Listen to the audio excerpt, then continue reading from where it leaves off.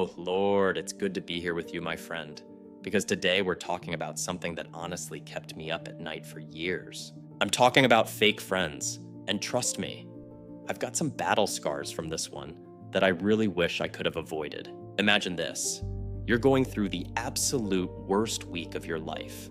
Like everything that could go wrong has gone wrong. You reach out to someone you thought was your best friend, someone you'd been there for countless times before, and suddenly they're busy. Not just busy once, but every single time you need them.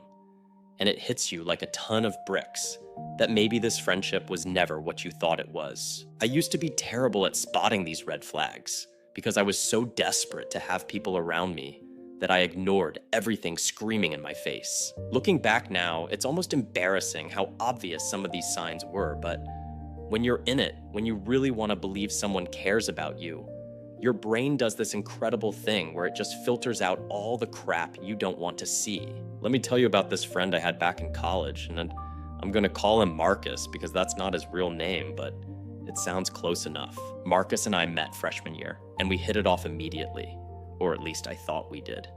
We'd hang out all the time, go to parties together, study together, the whole 9 yards, and I genuinely believed this guy had my back. But here's where it gets interesting. And by interesting, I mean painful as hell. Every single time something good happened to me, like I got a good grade on a test, or I landed a date with someone I liked, Marcus would find a way to either downplay it or make it about himself. I remember one time I was excited about getting an A on this brutal chemistry exam that I'd studied my ass off for, and this dude literally said, "Oh, that test? Yeah, I didn't even study and got an A+. It was kind of a joke, honestly." Now, at the time, I just brushed it off because I thought maybe he was just being competitive or whatever, right? Wrong.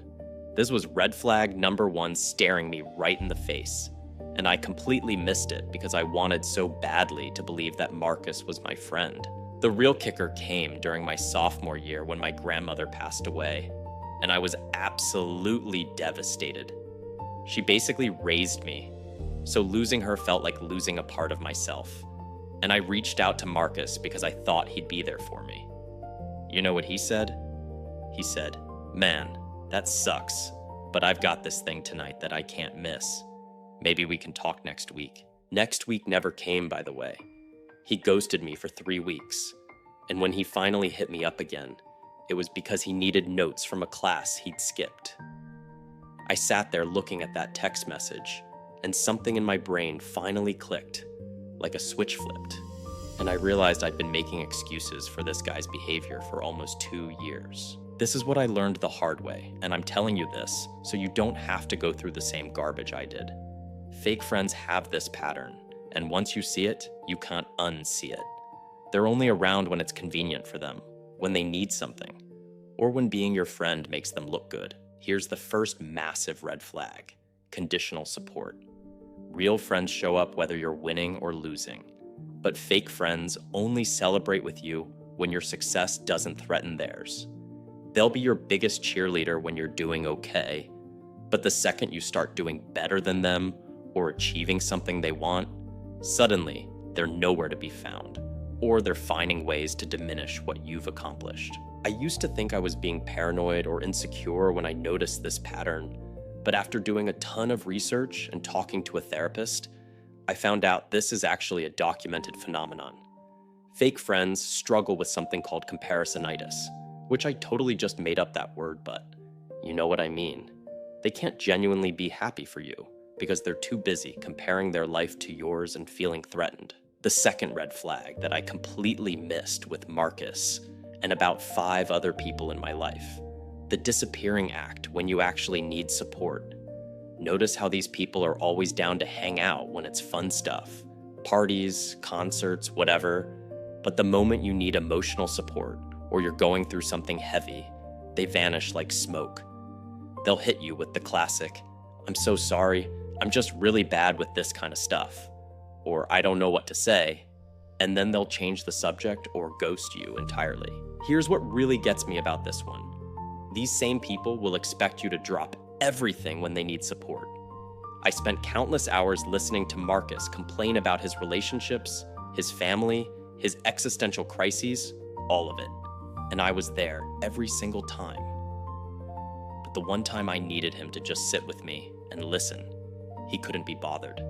And that imbalance should have been my wake-up call way earlier than it was. The third red flag, and this one's subtle, so pay attention. Fake friends keep score. They'll remember every single thing they've ever done for you and bring it up when you need something, like they're cashing in favors. Real friendship isn't a transaction. It's not about keeping a mental ledger of who did what for whom. But fake friends operate like you owe them something constantly, and they'll make you feel guilty for needing support or asking for help. I remember Marcus once said to me, "Dude, I gave you a ride to the airport that one time, you owe me." And he was completely serious. The ride was like 15 minutes out of his way, and he brought it up probably 10 times over the next year whenever I couldn't do something he wanted. That's not friendship. That's a business arrangement disguised as friendship. So here's what I want you to do right now, not literally right now, but once I'm done with this sentence.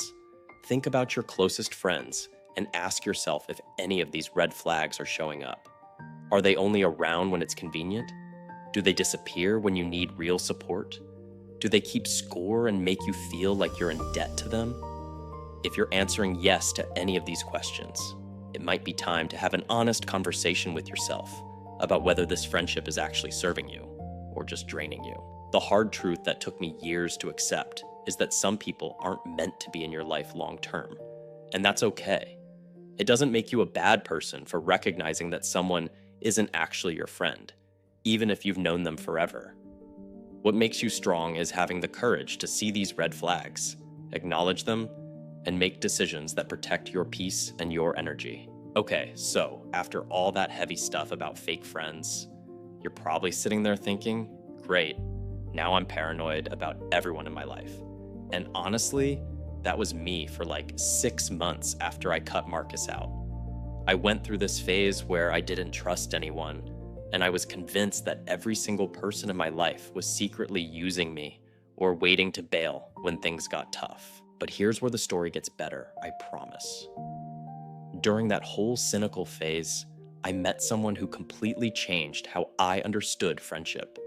And I'm going to call her Sarah because, again, not her real name, but it's close enough.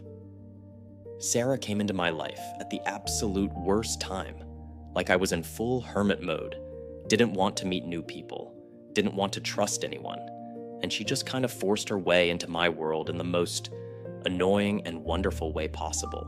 We met at this coffee shop where I'd go to study, and she just sat down at my table one day without asking, because apparently all the other tables were full.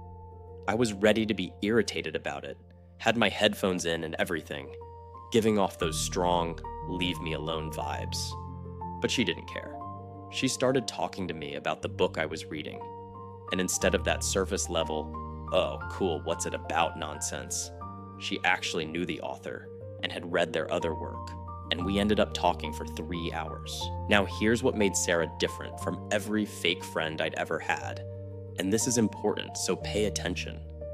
When I told her about what I was going through with my grandmother passing and all the friend drama, she didn't try to fix it or give me unsolicited advice.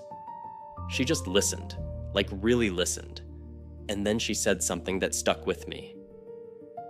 "That sounds incredibly lonely. I'm sorry you went through that alone." That moment right there, that simple acknowledgement, was the first time I realized what real friendship actually feels like. It's not about grand gestures or constantly being available 24/7. It's about showing up with genuine presence when you are there. Sarah validated what I was feeling without trying to minimize it or make it about herself. And that might sound like a small thing, but after years of people like Marcus, it felt revolutionary. So let me break down what I learned about real friendship through Sarah and a few other incredible people I've met since then. First thing, real friends celebrate your wins without comparison or competition. When I got accepted into this competitive internship program that I'd been stressing about for months, Sarah threw me an impromptu celebration dinner. She invited like 8 people, made this ridiculous cake that was half burnt because she's terrible at baking, and gave this embarrassing toast about how proud she was of me. Here's the kicker though. Sarah had applied for the same program and didn't get in. She found out the same day I did, and instead of making it weird or competitive, she chose to celebrate my success anyway. That's the difference right there. That's what separates real friends from fake ones. And it's something I never experienced with Marcus or any of those other people who claim to have my back. The second trait of real friendship that completely changed my perspective. Consistency through the boring times. Fake friends are there for the highlights, the parties, the fun stuff, the Instagram-worthy moments.